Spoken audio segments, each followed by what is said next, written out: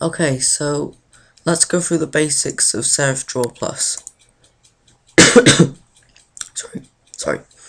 So I'll just get rid of this.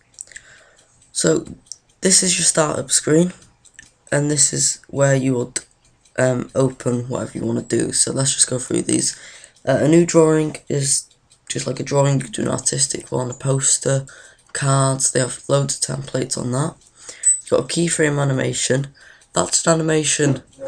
That is just basically an animation, but you can also add interactive stuff into it.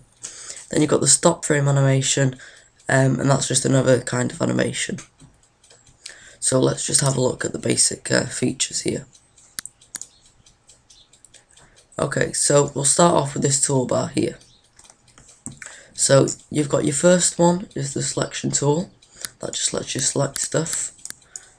Then you got the node tool, that would let you like sort of edit shapes. So if I got a square here, just colour it in red. If I got the node tool, I could, change certain stuff on it. Pencil tool, drawing, brush tool. Got different brushes over here to choose from.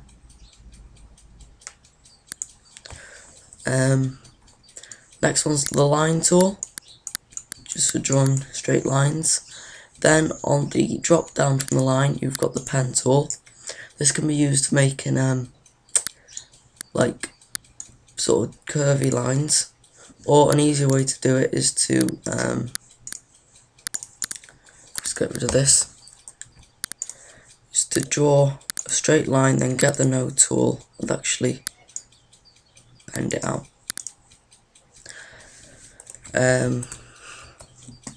Next one is the connection tool and the dimension tool.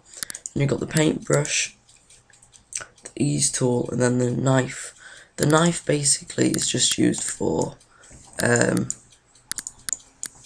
cutting shapes up. So you would select one and then you could cut a bit out of it, basically. Hang on.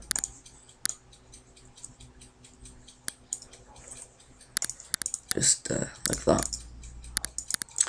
Okay, so that's that. Then you've got obviously your quick shapes.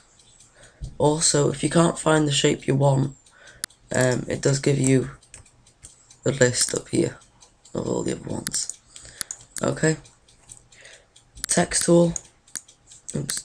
Text tool for writing, obviously.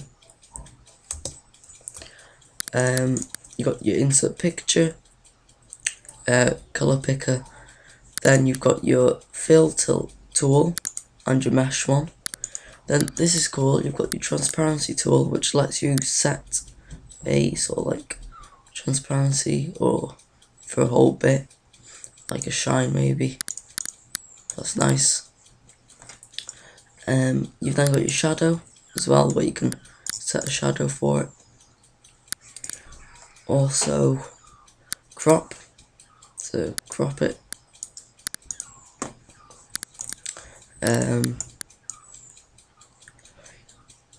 Your envelope tool and your roughen and other stuff like that, to sort of rough it up like that.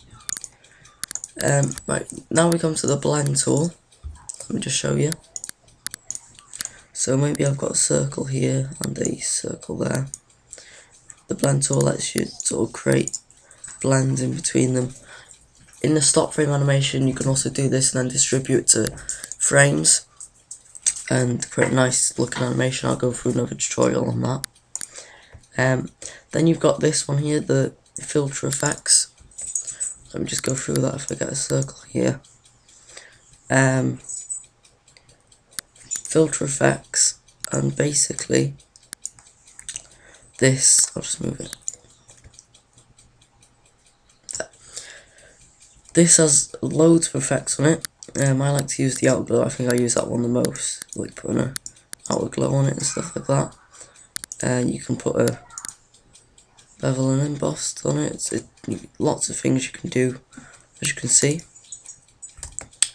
Okay, the next one is this. It's called the Instant 3D, and it basically, you can't really see it that well with this one actually.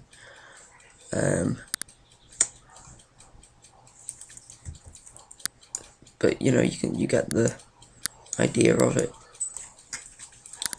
Okay. Next, this is a new feature, I think. So let's say we get a circle there, and ignore my dog barking in the background.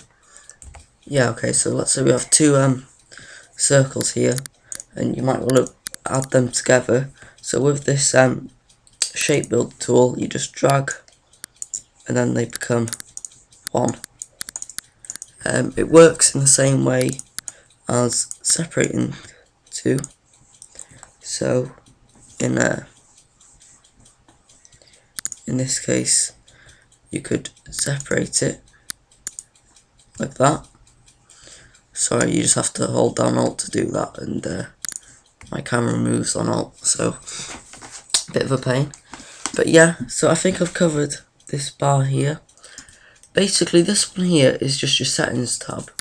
So if I click on this, it gives me the settings for this. If I go on the pencil, it gives me the settings for the pencil. On the brush, give me all the settings on the brush and stuff like that. That's basically all that does. You should know what all these mean. This is cool, this target thing. If I get a shape here,